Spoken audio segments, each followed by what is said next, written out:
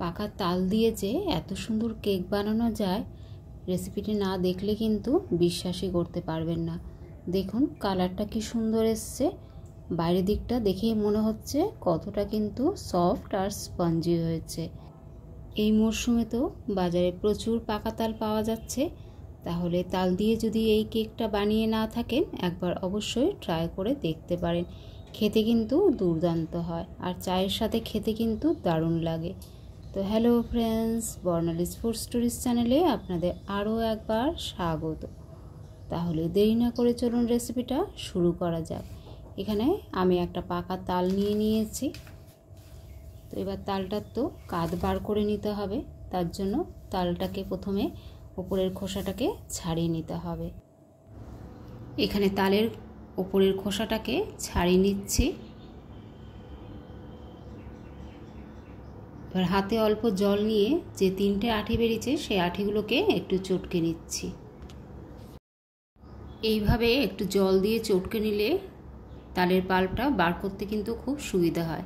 এখানে আমি একটা গ্রেটার নিয়ে নিয়েছি, গ্রেটারের সাহায্যে আমি তালের পাল্পটা বার করে নিচ্ছি।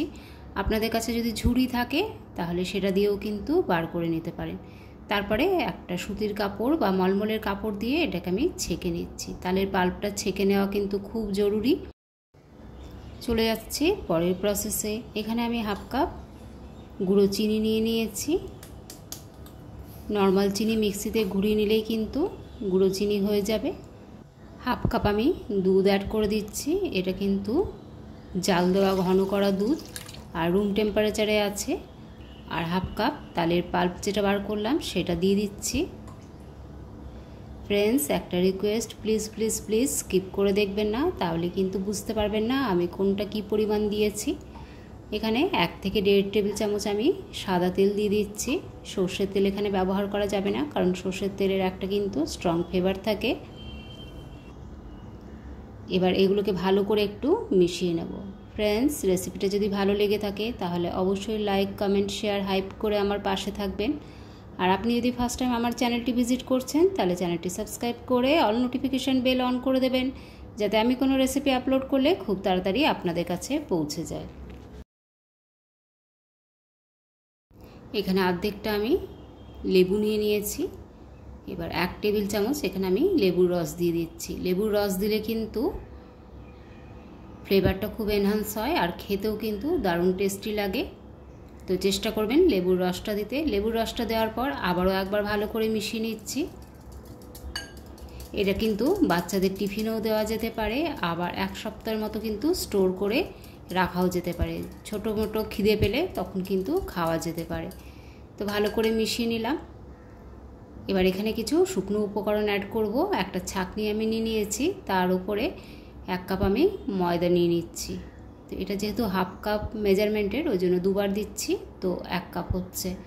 1 কাপ ময়দা নিয়ে নিলাম। খুব সামান্য 1 পিঞ্চের মতো লবণ অ্যাড করে দিচ্ছি। যে কোনো মিষ্টি জিনিসেই সামান্য একটু লবণ দিলে তার টেস্টটা কিন্তু দ্বিগুণ হয়ে যায়। 1 টেবিল স্পুন এখানে আমি বেকিং পাউডার দিয়ে দিচ্ছি।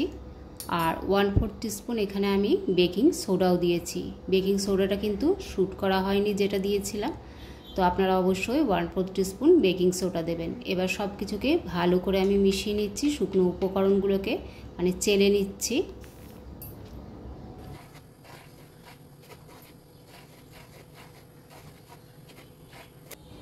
খুব সুন্দরভাবে শুকনো উপকরণগুলো আমার চালা হয়ে গেছে। ফ্রেন্ডস, রেসিপিটা যদি বেশি ভালো লেগে থাকে অবশ্যই ফ্রেন্ডস আর ফ্যামিলির মধ্যে বেশি বেশি করে শেয়ার করে দেবেন। আর এবার এটাকে ভালো করে মিশিয়ে নেব।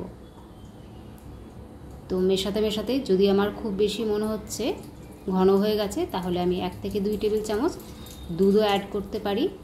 তো এবার যতক্ষণ না ভালো করে মিশিয়ে নিচ্ছি ততক্ষণ কিন্তু বোঝা যাচ্ছে না।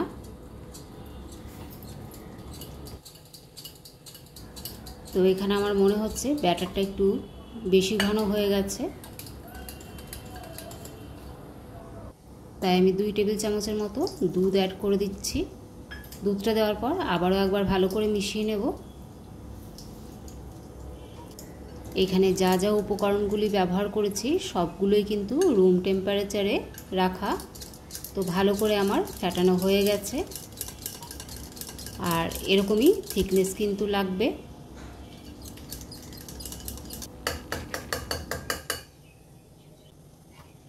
এখানে আমি একটা আপ্পাম প্যান নিয়ে নিয়েছি।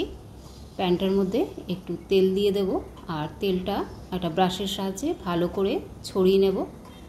আপনাদের কাছে যদি এরকম আপ্পাম প্যান না থাকে তাহলে কিন্তু বাটির মধ্যে দিয়েও করতে পারেন।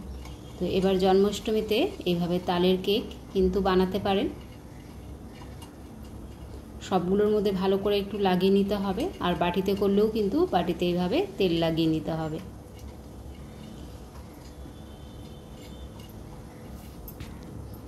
এবার যে ব্যাটারটা বানিয়ে রেখেছিলাম সেটা এর মধ্যে ঢেলে দেব।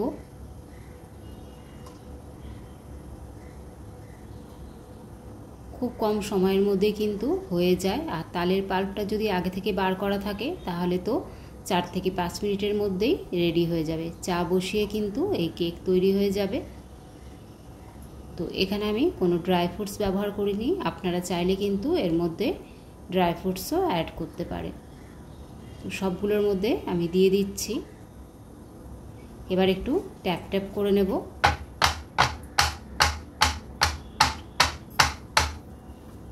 গ্যাসের মধ্যে আমি একটা তাওয়া বসিয়ে রেখে দিয়েছিলাম। তাওয়াটা ভালো মতো গরম হয়ে গেছে। তারপরে গ্যাসের ফ্লেমটা লো টু মিডিয়ামের মাঝখানে রেখে এটাকে 4 থেকে 5 মিনিট ঢাকা দিয়ে হতে দেব।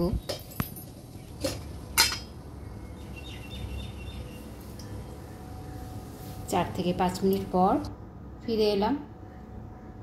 দেখুন কি সুন্দর ফুলো ফুলো একদম বড় বড় হয়ে গেছে। এবার একটু চেক করে নেব। তো টুথপিকের গায়ে সামান্য পরিমাণ ব্যাটারের মতো লেগে আছে। তো এটাকে আমি আরও 1 মিনিট ঢাকা দিয়ে কুক করে নেব। তো 1 মিনিট পর এবার খুলে দেখে নেব। তারপরে আবারও একবার একটু চেক করে নেব।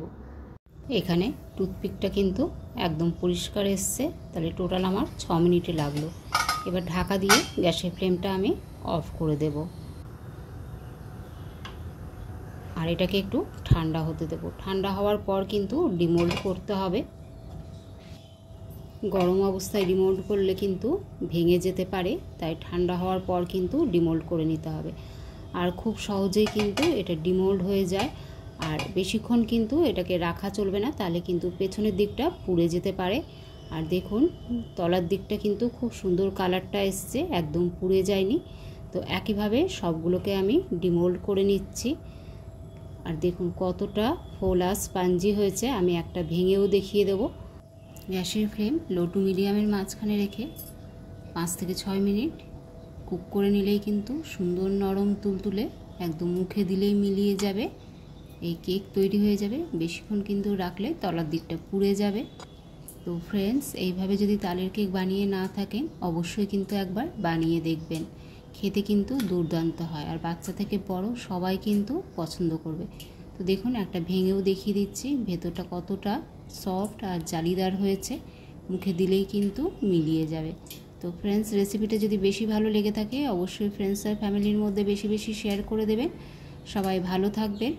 দেখা হচ্ছে পরের ভিডিওতে।